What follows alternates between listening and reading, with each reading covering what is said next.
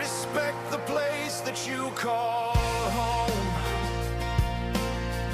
Respect the land in which you roam. Respect the country you were born. Let's take it back. Respect reform. Hold on to freedom, hold on to hope. Don't give them slack, don't give them rope. Don't walk and hang your head in shame. Be proud, stand tall, and we will reign. Welcome, everybody. We're streaming live from the great city of Exeter, where we're bringing you our podcast, A Conversation with Neil Stevens. So Neil's the host of the show, and tonight he has a great topic, which is what is the future of Dryden Road? Dryden Road is a very strategic and important road around the Royal Devon and Exeter Hospital. More on that shortly. Now, my name is Rob Sheridan, and I present the show on Neil and Tony's behalf. Help keep everybody in order, okay? And I also try to work the technology for this, which is my 57th podcast. So 59 minus 2 is means I've 57. 59 minus 57 means I've missed 2 podcasts, which ain't too bad. Okay, so Neil's joined by his brother Tony Stevens, and Tony's my local counselor from St. Thomas. Thank you, Tony. I'm actually not yours. Neil's yours, Rob. Okay. Anyway, you can be my local counselor if you want, thanks. Tony.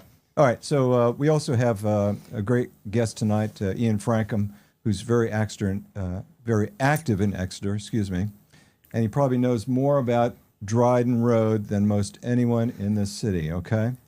Now, we focus in these podcasts about Exeter and the changes it needs and deserves, okay? So if you tuned in to hear about the national issues like, the 230 people and how they got here on the boat, 2 days ago, you got the wrong place, all right? We focus on local issues, okay? So why don't we get on with it? Neil, I'm going to turn it over to you. Thank you so much for doing this podcast. Here you go. Okay, so what we're going to be looking at is Dryden Road, which is quite a hot topic. And we're not here to slate anybody or go down a different road. We're going to look at both sides of the story. And hopefully at the end, with your knowledge, Ian, we can come to some way forward where everybody is on the right track. But just going to give some numbers before we start. All right, so we had a consultation on the 13th of July, which I think you were there, Ian? I was, yeah. And I think you presented a good case with your fellow people. And also there was other individuals like Exeter Campaign and they all put their case forward. But numbers you have to remember, 2,715 consultation responses. 73% support reopening Dryden Road to motor vehicles. 67 supported option 3 two-way reopening. And it was an 8-2 Exeter Hattock vote. Okay? All right. And they're just figures we're going to play with for the next 50 minutes. Right, but for this, the whole subject is, after we've done our bit, all about Dryden Road. Tony. All right. So your voice matters. So let's have a conversation. You can get us on Facebook, WhatsApp on 07355 429 205, or on YouTube.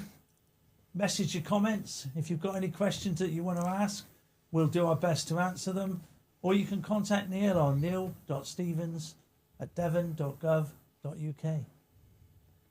Tony, stunning job. And could I just add to that a little bit is YouTube's my favorite channel. And the reason why is because if you really want to, you can be anonymous. You don't have to sign into YouTube. You can just get on there. And so, Keir Starmer, I hear he listens in sometimes, so that's why he uses YouTube. I do. But anyway, the best way to actually use YouTube really is to create your account, log in, because then you'll be able to be notified and subscribe to Neil's great channel, okay? So that's that. I encourage you to do that, and I really appreciate you thinking about that. Okay, Neil, what's next? Okay, remember, I always emphasize questions being brought in. Any questions, Ian is really open to questions.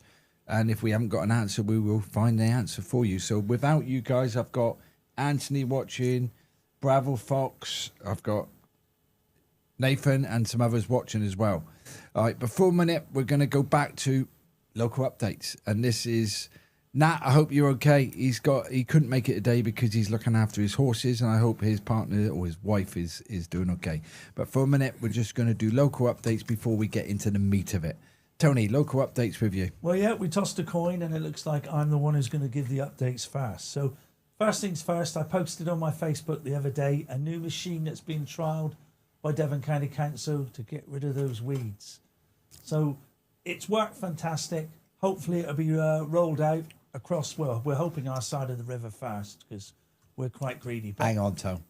I'll have a bit more meat to the bone in a minute, but carry on. all right, yeah. Well, I'd just like to say that I have messaged our beloved MP, Steve Race, and I know it's a big issue with Steve. He's brought this up quite a bit. He's got a hotline, absolutely fantastic. So I've actually said, get us the money, Steve.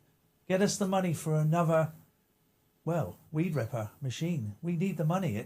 It's about 50,000, which I think is quite good. 2 staff.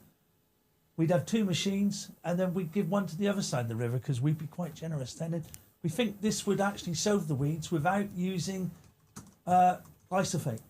So it's quite a good green way of getting rid of them. The next thing is somebody's lifting up virgin inspection hatches. Now, I thought you'd look at that and you'd think, well, that probably happened through wear and tear, but there's been 2 in a week. And they just think it's funny to lift them up, drop them in the hole, and then there's a big gap there for people to fall in. So, it's not big, it's not clever. I've got hold of the Virgin, and hopefully they've actually repaired the damage that's been done.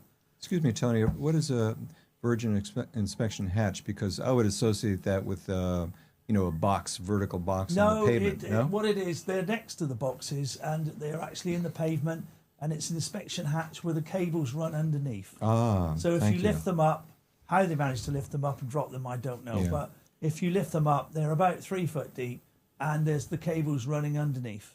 And how much do they weigh? Are they pretty heavy? Well, they weigh quite a bit because they've got concrete on the top. Okay, but awesome. I think you need a key to do it. Thank you. And the other thing is the bus stop. Somebody had written to me to say that the bus stop in Exwick Road is wrongly signed. It does say Exwick Community Centre. I've got hold of the Devon County Council, and they are sorting it out. They're aware of the issue. They've put the new name into the computer, but it will take time to filter down. So hopefully once this is done, it'll stop the issue of bus drivers who, when asked to dropping people at the Exwick Community Centre, dropping them half a mile away. Well done, Tony. Awesome. Thank you very much. Neil, over to you. I just want to emphasise 2 things. First of all, Ian is neutral and he's not associated with the political side of it. He's come for his knowledge, and that's why I've invited him. I did have somebody write to me the other day and said, how can you be neutral when all of you are reform? Yes, you are correct. I am reform. But at this stage, I talk to anybody, and Ian is not any political party. Just want to make that clear, Ian. Yeah, absolutely. All right, yeah, because I don't want you labeled, I appreciate that. All right, and I'm sorry I didn't make that clear at the beginning. Regarding the weeds, the machine, what Tony's talking about, it is a trial. It was a machine they used to clear in tracks on cycle lanes, if I'm correct. Cycle routes to the countryside, yeah. All right, and it's been lent to 4-day trial here. There is only one in Exeter, and luckily we managed to get it for that 4-day trial. But I spoke to Highways. I won't mention the top dog at the Highways who actually implemented this. This gives them a business case. They only own 1, but they're trying to own 3. All right, it's not the end or be all to it, but if we can get more of these, then we should be able to pass it out. So I'm not going to say too much more because Tony's took a lot of time up. And send children, I've had a lot on send. I'm helping 4 or 5 cases.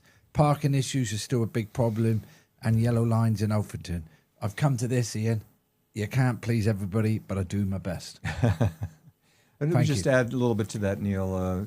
Rewind a little bit, just to, illustrate how sort of your comment about being what you call neutral.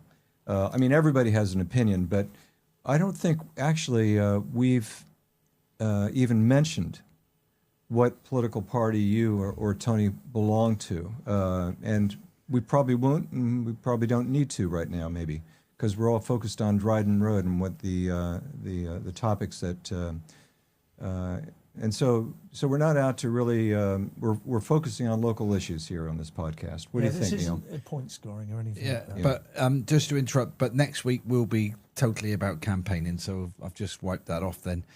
Going back to somebody, Andrew Curtis, the weeds will be back bigger, doing more damage. Totally agree with you.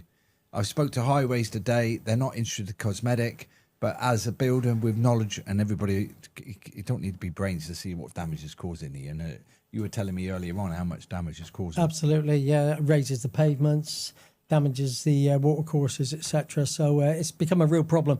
And I think that's why you mentioned around our MP has become more interested, because it is a citywide issue now.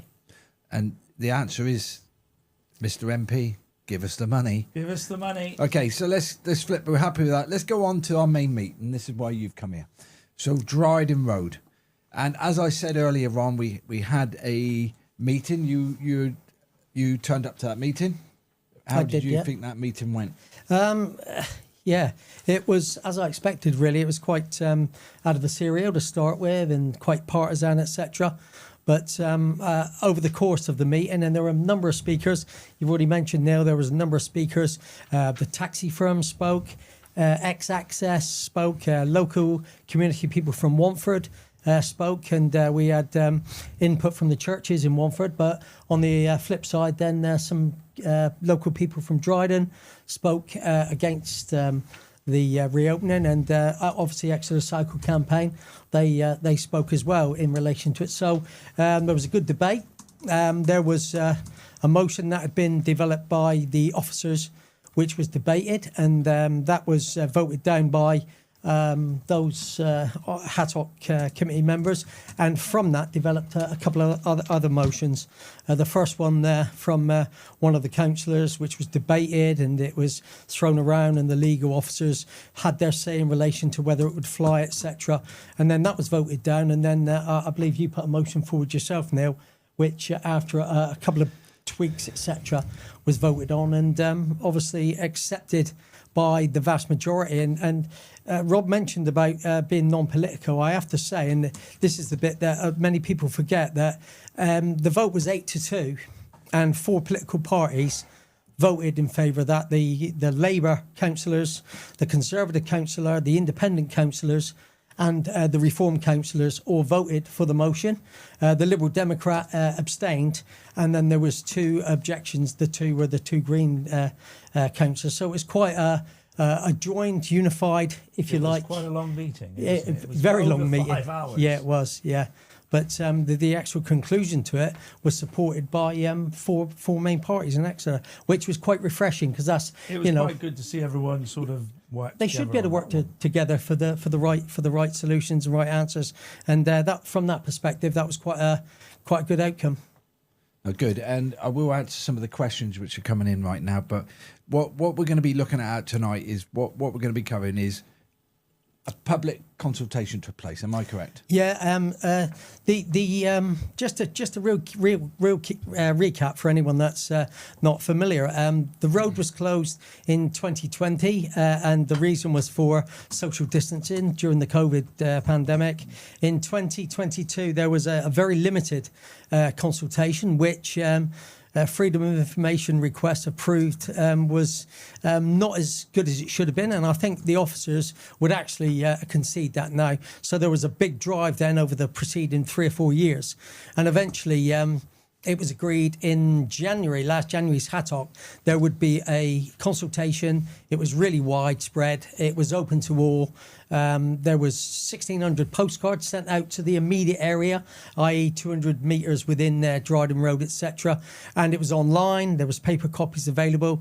And in fact, 3,005 people participated in the consultation, which cost up to £85,000. Quite a good turnout, really. For something so parochial and local, it was a huge turnout. And I think that's testament to the people that are affected, particularly those that work and visit the hospital as well, which is a real thing for me. I've spent many an hour on Dryden Road, Bob Moore's Lane, handing out leaflets, and the the feedback we get from hospital staff, visitors, workers, etc., has been tremendous, and we've had great support from them.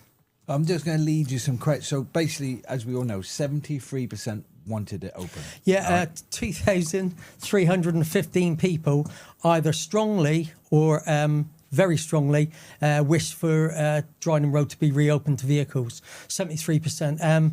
If you look up the definition, or if you ask what 73% would be, the definition would be quite overwhelming. Right. The reason I'm bringing this up is because we're going to look at both sides of the story, which this will unfold. But at this moment of time, Hattock subsequently voted 8-2. 8-2, which you've already explained. That's Am I amazing, right? isn't it? That's Tony? yeah, that's correct. You know Yeah. what, Neil? In modern politics, when do you get anybody to agree 80% of the time, or everybody to agree? You know, it's amazing, isn't it? It's a But we great also result. got to remember the consultation is a consultation. It is not a referendum. So I totally agree with let's that. just clear that up in the air, all right? But it is a sufficient democratic mandate, really. It's a huge mandate. It's a mandate.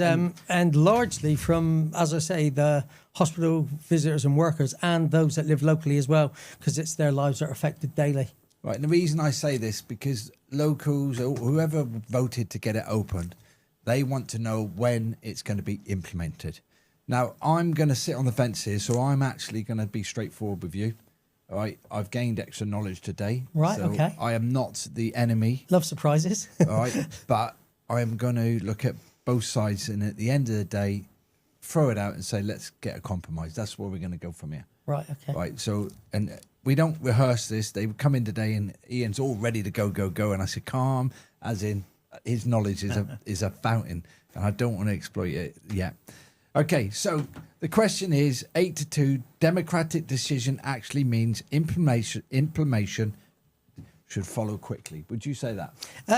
I mean, the impression after I did a quick video, because one thing I try to do, whether people like it or not, is to keep all those interested informed. And I did a quick video straight after actually walking home from the meeting and I walked down Dryden Lane, and I posted it on a number of Facebook groups. And the impression I got was that it was quite unequivocal. There was two motions. One was a TRO which would revoke the closing of Dryden Road, and secondary there was a motion which said let's look at other ways that we can improve safety for pedestrians and cyclists whilst we're doing the revocation. So from that I expected to see some action pretty quickly. I mean, people may or may not be familiar with TROs or traffic regulation orders, but basically you get a notice in the Express and Echo.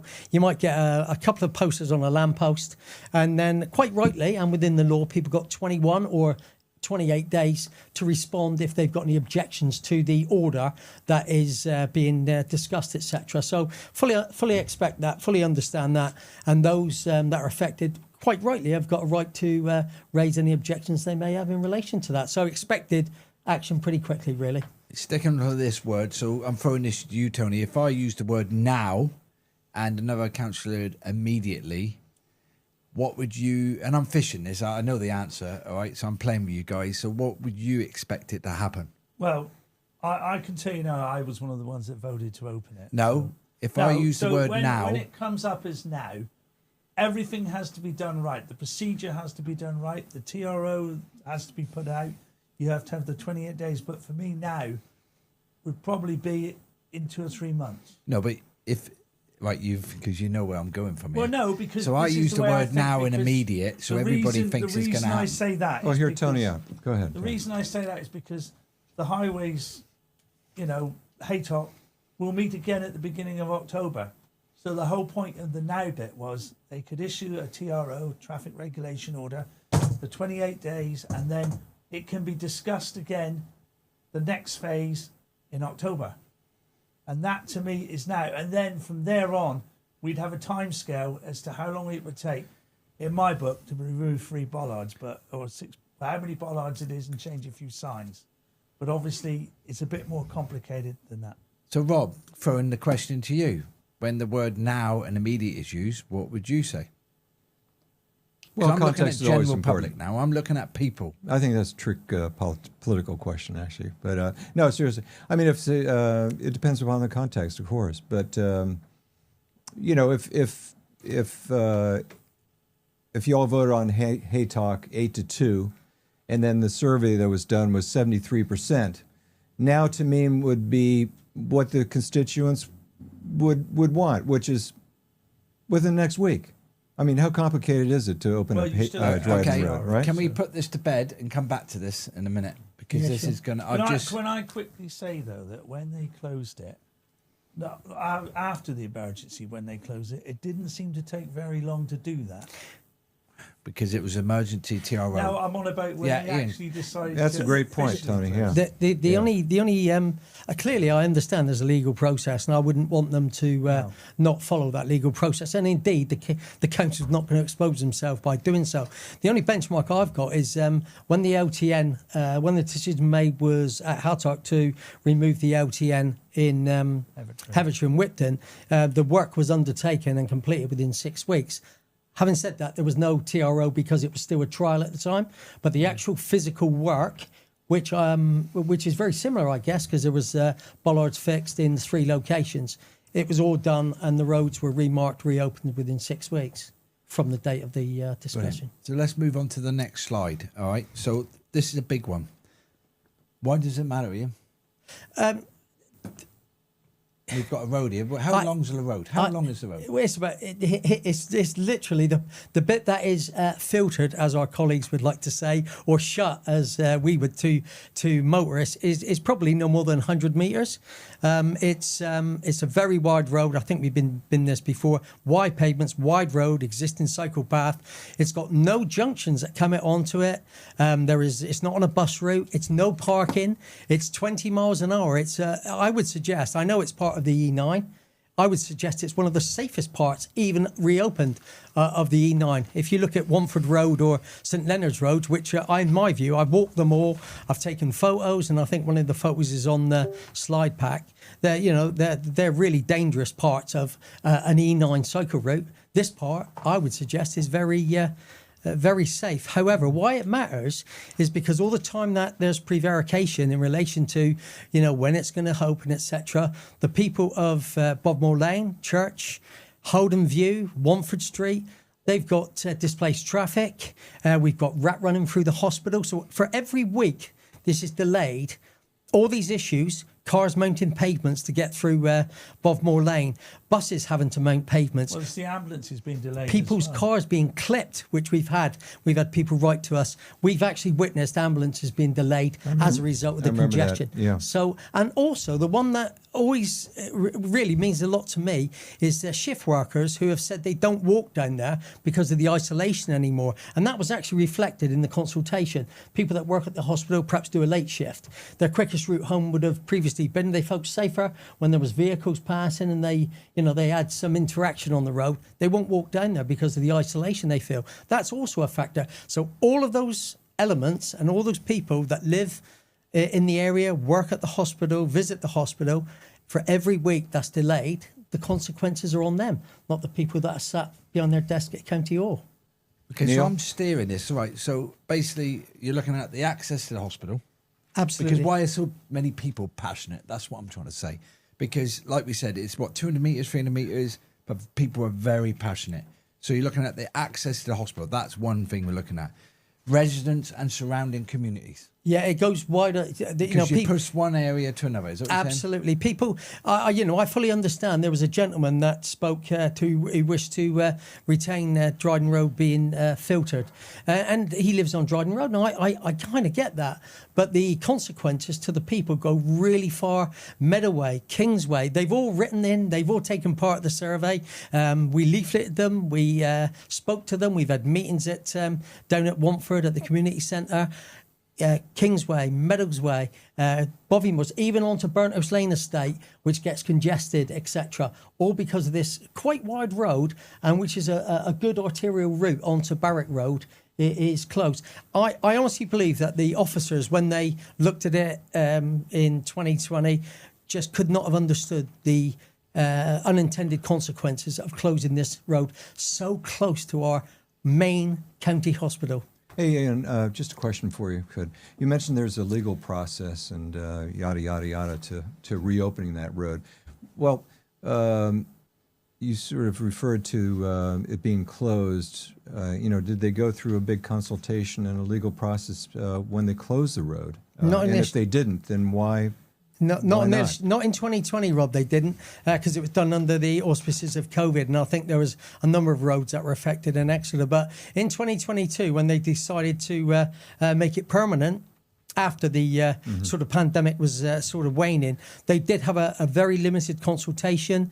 Unfortunately, they missed out huge swathes of people that were directly affected, and Freedom of Informations have proved that people that live directly their houses back onto Bobmore Lane, etc., did not get a consultation when they should have done. Hence why I think that they felt they needed to do this consultation, which was much wider in its breadth, and it touched far more people, as you can see by I think there was about 600 or 700 responded in 2022, as opposed to 3,000 who voted no. Ian, get to you in a second, Tony. Thanks. But what was the purpose? I know that's a fundamental question, but why did they close it to begin with? It seems a bit bizarre. It was for social distancing. So,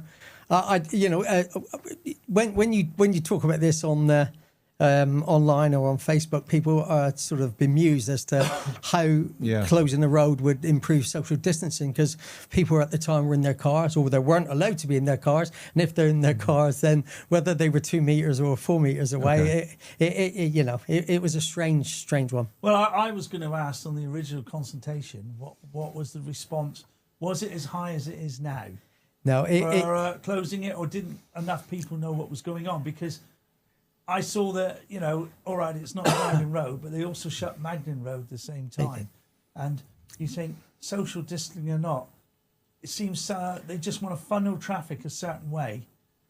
And you can see it's causing issues, especially in Bovimore Lane. The original consultation 2022, it was closed on 51% of a very flawed consultation, 51%. Which a lot of people. I'll give you an example. One of the guys that is very instrumental, he was actually shielding at the time. If you remember, at the time, those that were vulnerable were shielding. So they put notice on the lampposts and said that we're doing a TRO to close it. If you've got any objections, and the people that may have objected were shielding, and they couldn't see the notices on the lamp. Anyway. Exactly. All right, exactly Neil. Right. So I've got a couple here. Some of them I'm not going to answer yet, but I'll go right. So the question I'm going to ask the audience is, how has this closure affected you personally? Because you've got cyclists, you've got pedestrians, you've got vehicles, you've got congestions on alternative routes. Agreed. And I've just had a lovely person here, Sandra. Thank you. I was working at the hospital when it was closed. It was instant. We were gobsmacked, to say the least. All staff, including consultants, agreed it would have to affect on social distancing. So you've confirmed that. We already knew that. But thank you for that. Bear with me. Nathan, I hope you sorted your problems out. Pete, we'll come back about the 67 affordable houses later. And Rob, about your 4 LTNs. We're going to stick to the subject right now. So as I've said to you, Ian here, can you get your questions has the closure affected you in any shape or form? Are you driving to work, living around that area? I don't live in that area, but I know who do, or does, should I say. Okay, we're going to move on to the next one. Right, reopening the road or keep the current arrangement. That's what we're going to discuss. All right, and there's 2 facts in there, reopening, all right, and the concerns. Right, so you haven't seen this, and I'm just going to put this in. Right, so basically we're trying to get the balanced debate here.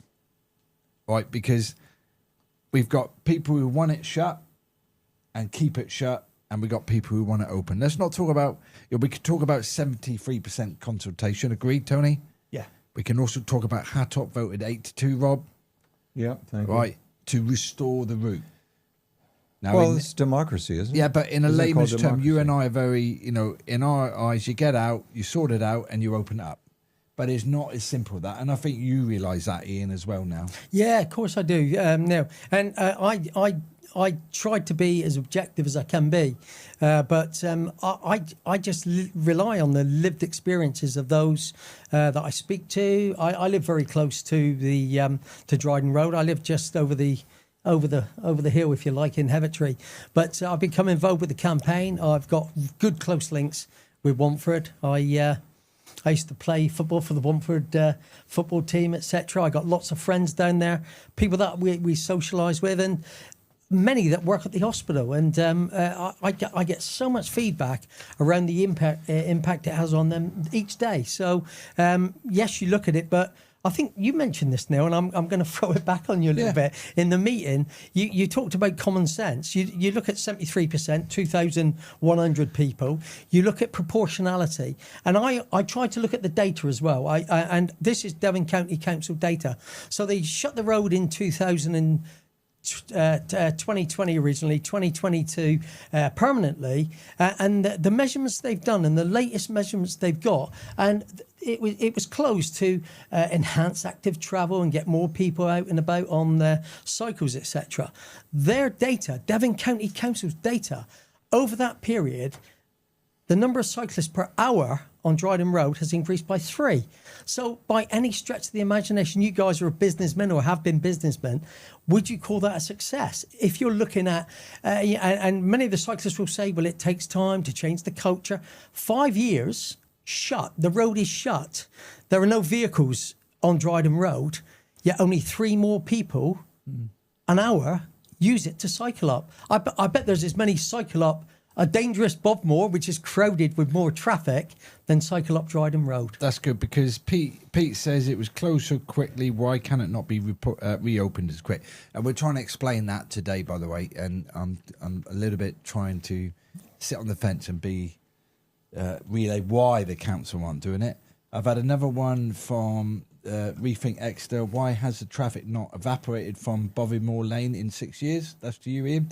Well, yeah, because another of the urban myths is that people change their mode of transport, and over time it evaporates and people find different ways. It don't. They just travel how they've travelled because it's for their convenience, whether they're going to the schools, on the school run, going to work, etc. All you do, and we found this during the LTN days, you close off one road and all the other roads surrounding it get blocked up. That was once again proven by Devon County Council figures.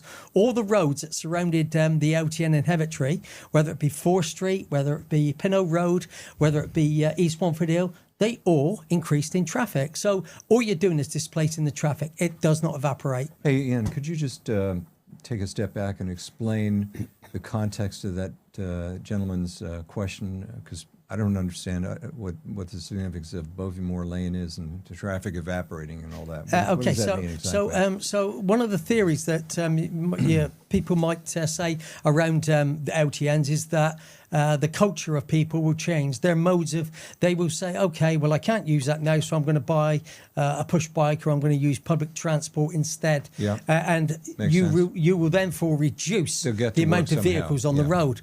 But locally, and over the last 5 years and over the last LTN, that is proved not to be the case. People do not do so. If another debate, another discussion, another day. If public transport was more reliable, was as plentiful as it should be, then you may get more people using public transport. But the cars do not evaporate; they just get pushed onto other roads. But I'm missing something. I'm sorry. When he said, "Why didn't the traffic evaporate from Bovymoor Lane?" What is the link? What is the relationship between that and Dryden Road? People that previously would have used Dryden Road as their most direct access and route up to Barrack Road now turn right into Bovymoor Lane. Mm-hmm. So you've increased the traffic on a road that's not as wide as Dryden Road. The pavements aren't as wide as Dryden Road. There's bus routes on Bovymoor's Lane. So was that sort of a sarcastic question? In other words, it hasn't. I don't know. In other words, it hasn't evaporated. He's friendly forces, and he's saying he's just basically saying, why has it not evaporated? Yeah, let's not get back down. So we've looked at the reopening, okay? And I can give you facts and figures, right? Let's look at the concerns. So there's always side 2. So what they're looking at is, and we can visit this quite easily because I've got a little bit of evidence here. So we're looking at the concerns of the cyclists and pedestrian safety. We're looking at, I know your answer, road safety, appropriate design, legal process, which we'll come back to, all right, and the concerns that rushing could cause further problems. And this is going to go back to Devon County Council. I'm in the middle. This TRO is so controversial, which I'm just hanging that carrot out, which we'll come back and nibble in a minute. All right, can we expect the democratic decision while still getting the safety and legal process right? I'm going to give you figures here. So what you're on about, Dryden Road is 6.72 metres, including the cycleway. Approximately 2.74 pavement on both sides. Double yellow lines, no houses, no junctions, no bus route, marked cycling provision. Let's compare it to Wantford. Wantford Road. Okay, Wantford Road. So I do my research in the evenings. I'm impressed. In the night, 3 o'clock in the morning, mainly. Neil. Yeah, well, let's compare. So got to find it now. Not that impressed. I've lost it. Right, bear with me. Yeah, I'll just add something while you're sifting through I that. found it. Okay, I well, was gonna say, so I got found the it mantle. there. Sorry Go on about then. that. Now, just give a little bit of additional context to your statement. I think really, as a counselor for Devon County Council, I think you also have an obligation. Maybe you said this, but an obligation to explain the processes which the officers and the employees of the council have to go through, and how difficult it is for them as workers as well. We're bringing that Yes, up in a minute. thanks I very think. much. Yeah, so going back to Wantford Road, it's actually 3.27 metres, right? And it's accommodating buses, parking, and other competing demands. But we're just looking at, so the question is, displaced traffic is acceptable and significantly more constrained surrounding roads. Show us objectively. So they're using the safety issue, all right? But now back into defence. What did I say earlier on? The TRO is very controversial. I can see that there has been some controversy. I would say, and you would expect me to say this, is that the controversies from a very well organised and noisy minority, as proven by the consultation. That would be my take on it. I think the council fairly risk adverse, if I'm being honest. People would tell you that live there, they were very quick to shut it on a pretty flimsy consultation.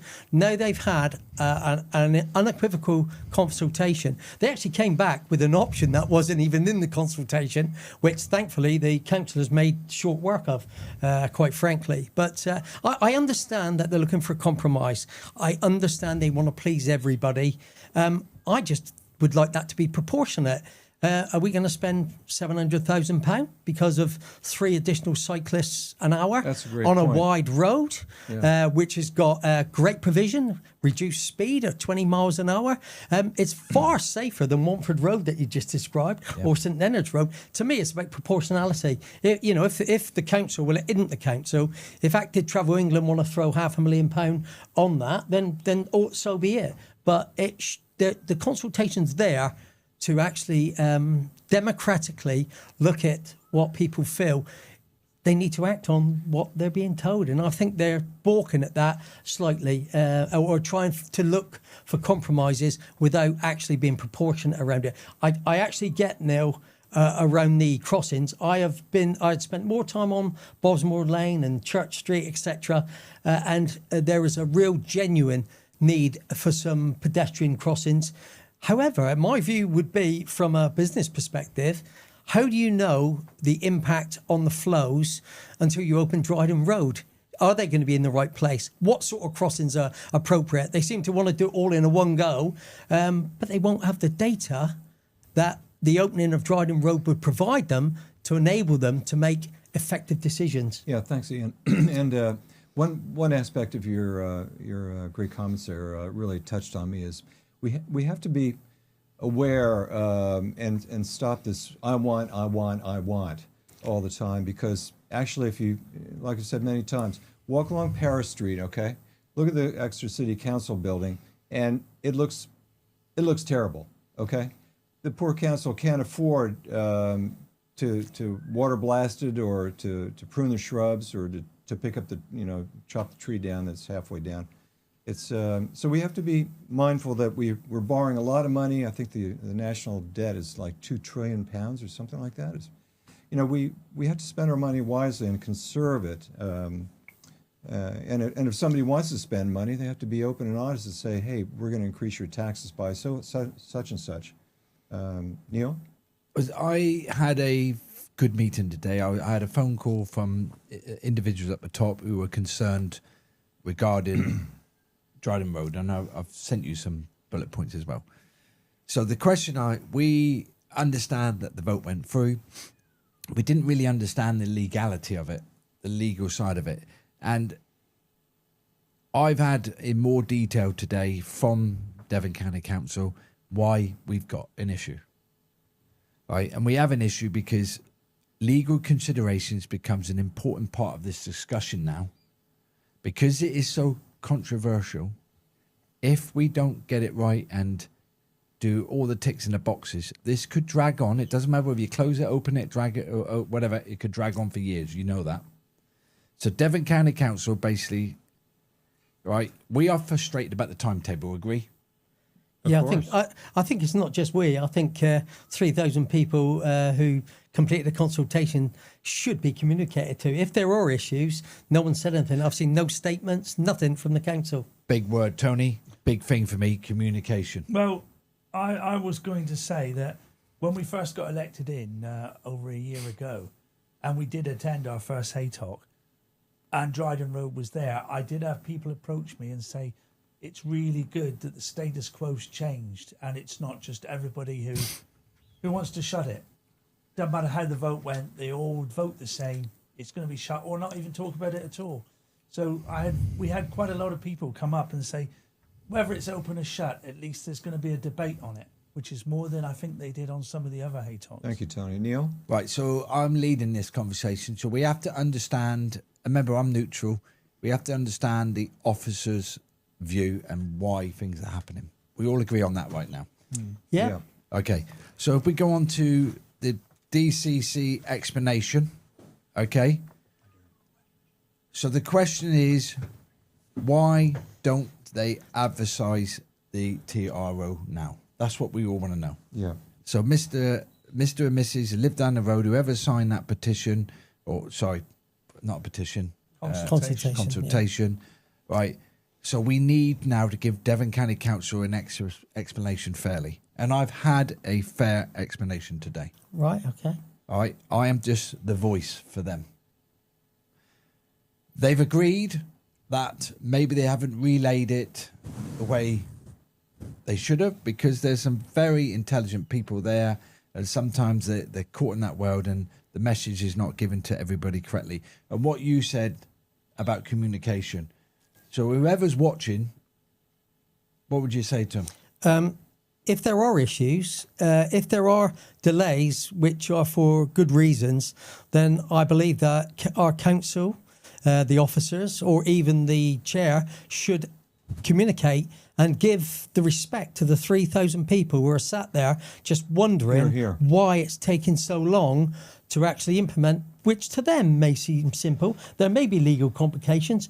We don't know that because no one speaks. And I think that there's a real black hole in terms of communications, so that people could at least understand why it seems to be taking so long. And also, Ian, I think that's a great point, because we need confidence in our leaders, don't we? And that comes through good communications, I think is what you're saying, correct? Yeah, absolutely. People feel as though they've had a say, they were asked for their say, and they may feel that they're being ignored. Well, if they're not being ignored, then tell us why there's a delay. That's a great point. Thanks very much. Neil? Yeah, it's from Steve here. He says, you mentioned legal issues. They were never mentioned when the road was closed. Okay.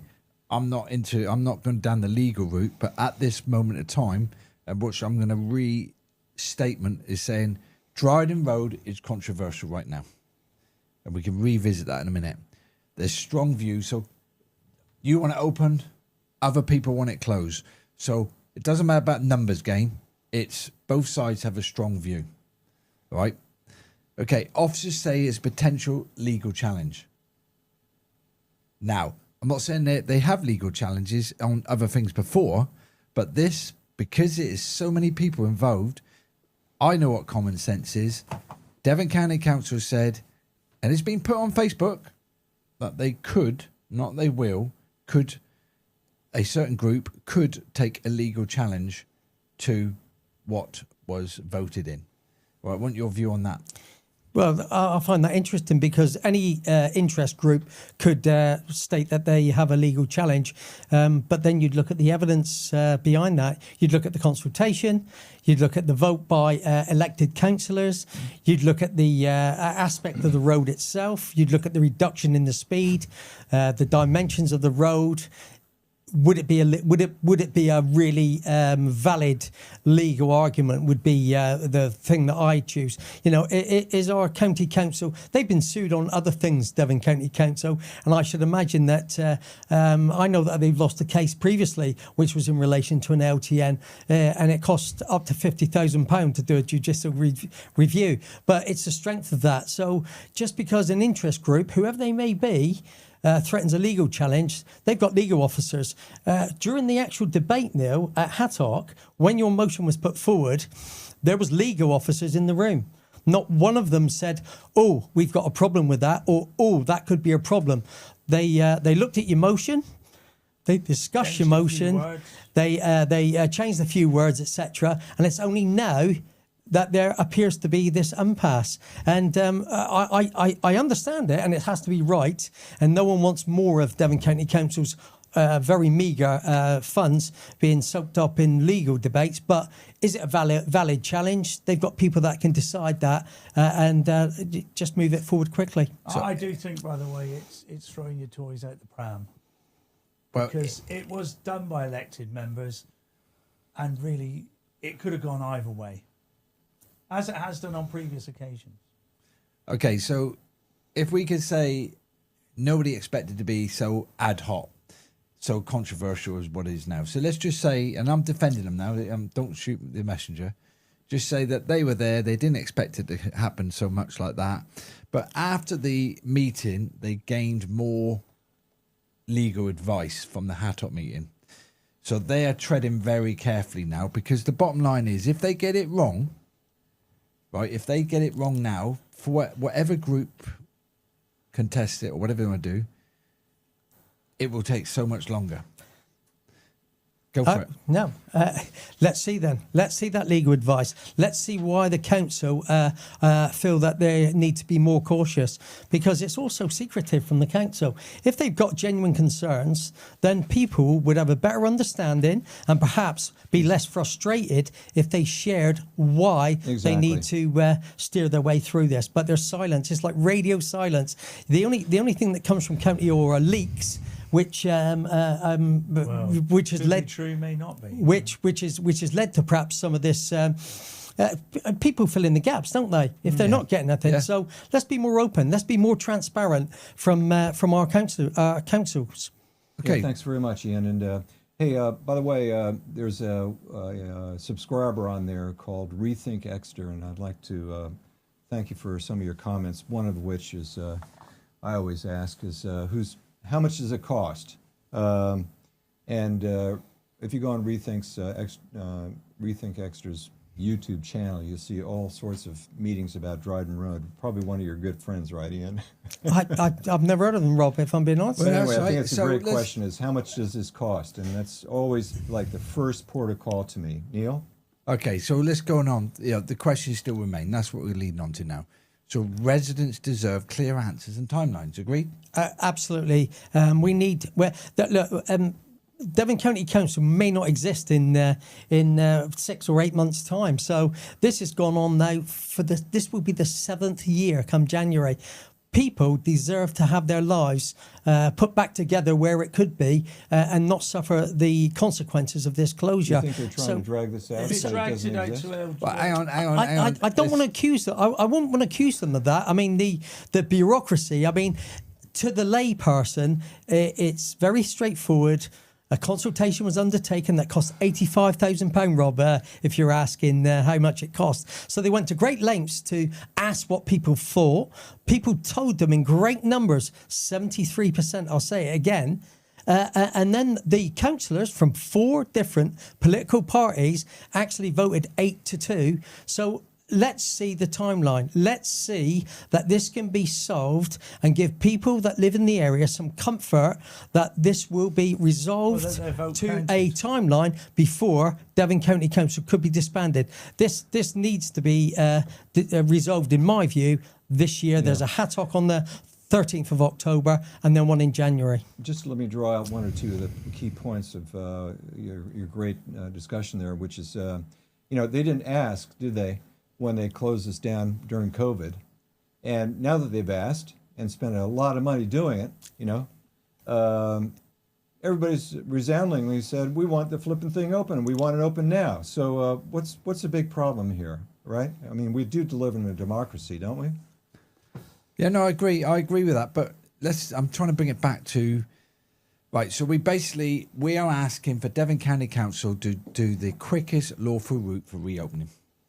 We just need a timeline of when they envisage, because Right, so all they that's have coming gave out. us a timeline, haven't they? I'll present that. I'll put that to you to put on your Facebook page. Okay, oh, thanks. Right, but basically they've got a scheme. They're doing consultation, report back, but we're looking to have it done by January. That's the bottom line. It has to be. By bottom line by January. Has to be. That is what they basically said they're looking to do. Right, so let's Is this skip. opening the road by January? Right, let's just say, where do we go from here? Well, All right, because if we're all adults in a room, right, now I've said to individuals today up in the council, have you spoke to these, have you spoke to that? And some people said, no. My personal view is you get everybody around the table and say, right, we're never going to give you that. We're never going to give you that. Where's the compromise? That's my view. You always have to compromise. All right, so where do we go from here? So 73% spoke. HATOC voted 8-2. We keep emphasising that. Now, look, we need to find a way forward, because we can say about legality, we can say about safety, we can say the bikes are doing this and they don't want that and they ain't doing that. If we just step back a bit and say, right, the public deserve it to be open because they did consultation. Correct? democracy can't be denied. And they want it open now. Okay, the councillors, democracy, 8-2. That was our wish, because if they don't go by our wish, you might as well not have Elected members. elected members. The law states, and I understand this timeline, and this is where it's difficult.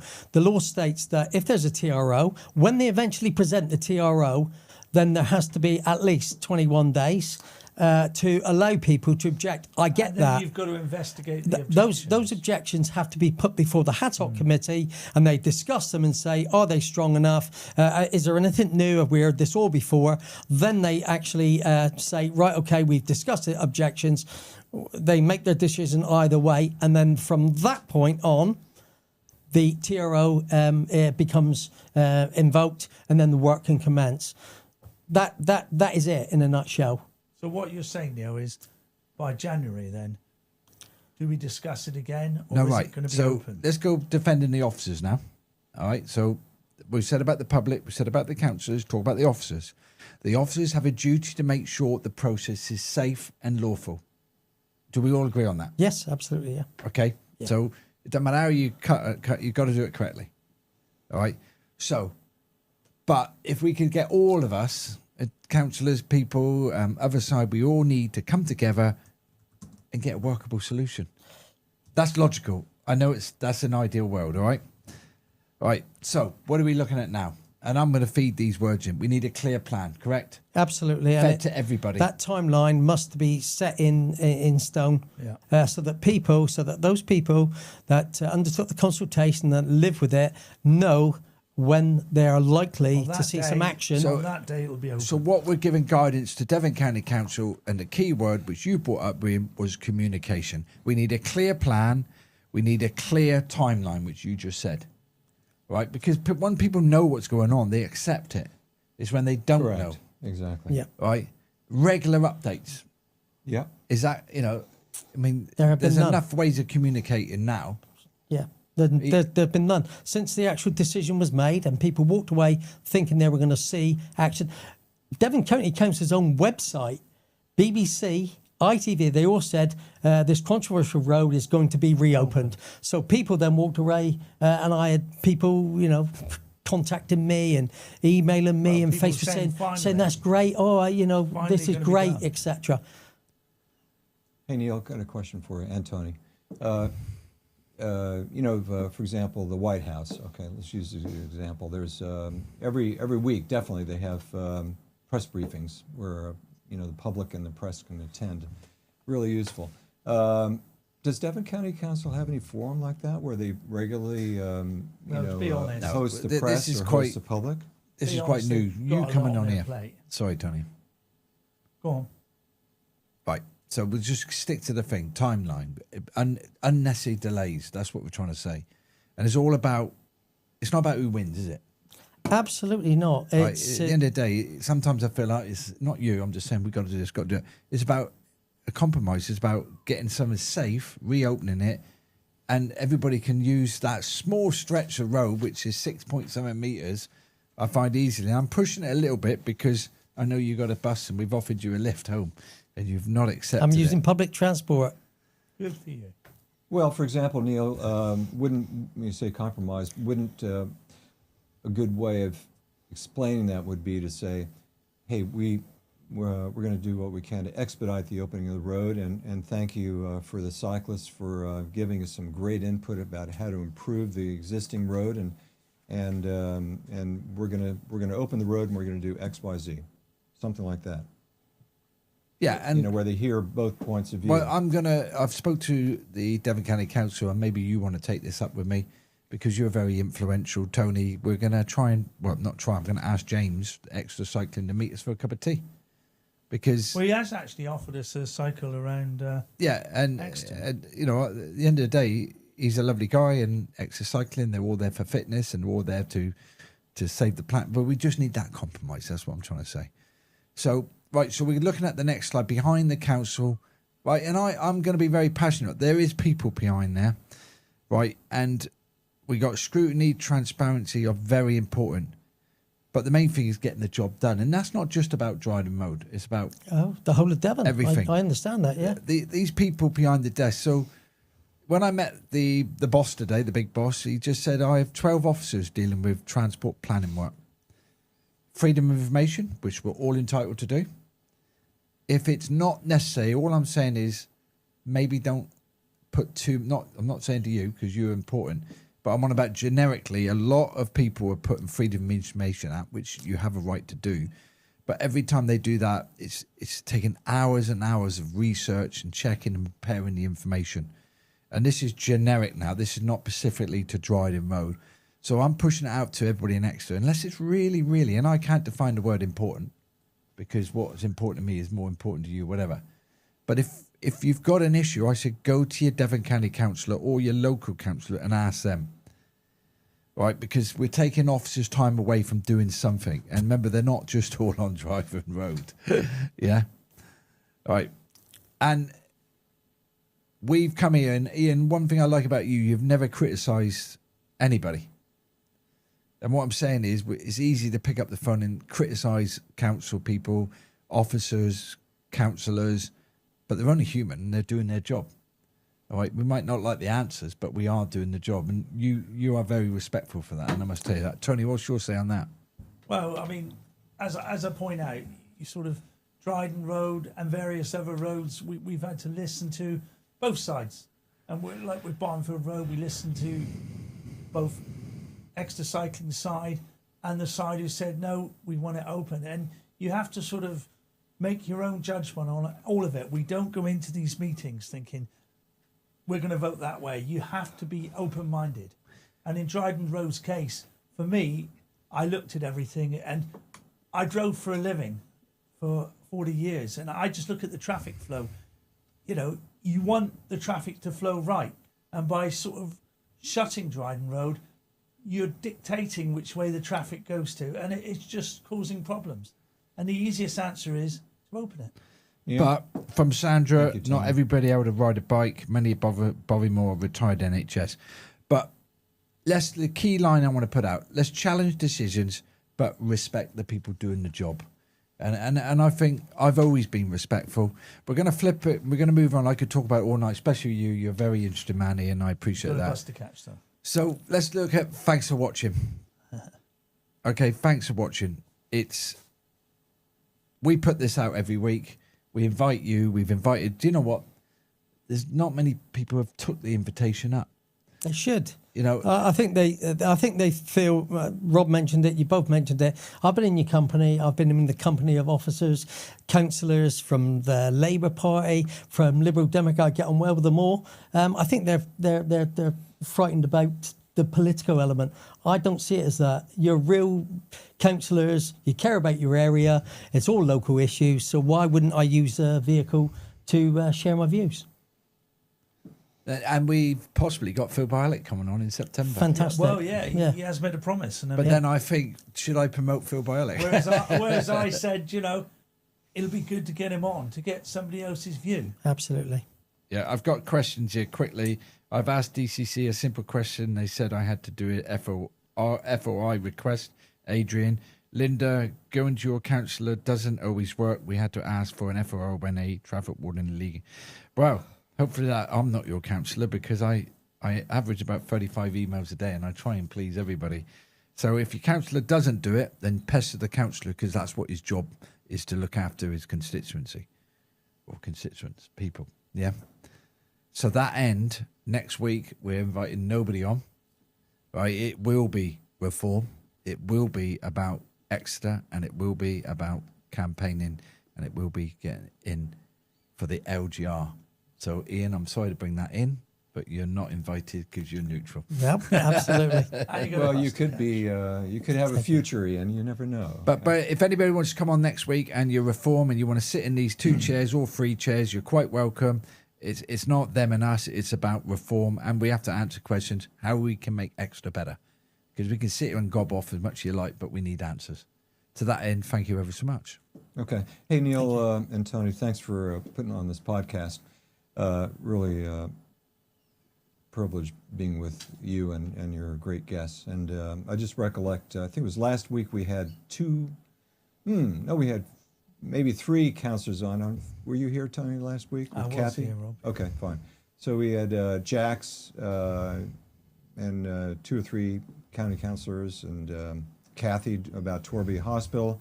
Before that, we had Tony Payne and Nick Williams, who are Exeter City councillors, along with you guys. We have a lot of great podcasts with some great topics. Next week, as Neil says, we have a really great topic where we're going to be motoring on and putting the pedal to the metal. Neil, you're got your hand up all the time. So yeah, what are you because gonna he's say? got to get a Got bus. a bus to catch. And I've offered you a lift. You want a lift, you can stay. I don't want to clog up the streets. I'll catch a bus. But I really do have to shoot. Thank you, sir, Thank and you have a very good much. evening. Ian. Take Thanks, care. guys. Bye-bye, Take sir. care. Thank you. Yeah. Okay, so we'll see you next week, guys, on this podcast, Conversation with Neil Stevens. Same time, same station.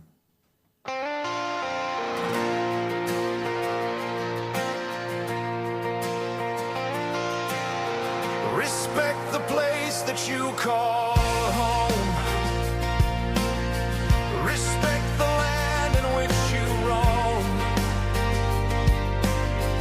Respect the country you were born. Let's take it back. Respect reform. Hold on to freedom, hold on to hope. Don't give them slack, don't give them rope.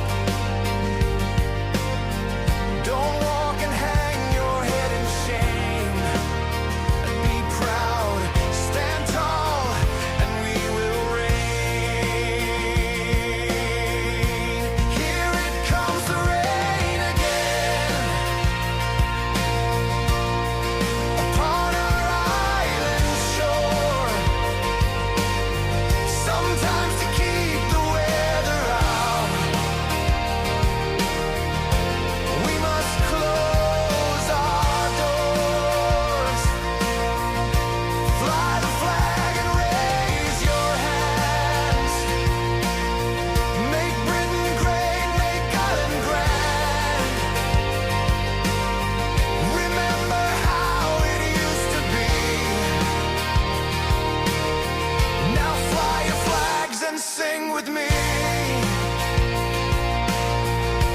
Take me back to yesterday. We didn't care for whom you prayed. When streets were safe where children play. When life costs less, since then we've paid. Take me back to yesteryear. When a fiver brought you crisps and beer. And you could hear the country cheer. For what we love, what we hold dear. Here it comes the rain again. Upon our island shore. Sometimes to keep the weather out, we must close our doors. Fly the flag and raise your hands. Make Britain great, make Ireland grand. Remember how it used to be. Now fly your flags and sing with me. Fly your flags and sing with me.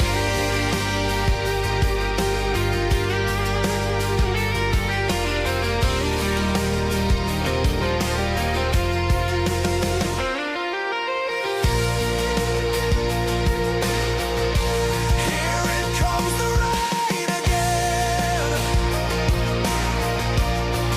Upon our island shore. Sometimes to keep the weather out, we must close the door. Fly the flag and raise your hands. Make Britain great, make Ireland grand. Remember how it used to be. Now fly your flags and stand with me.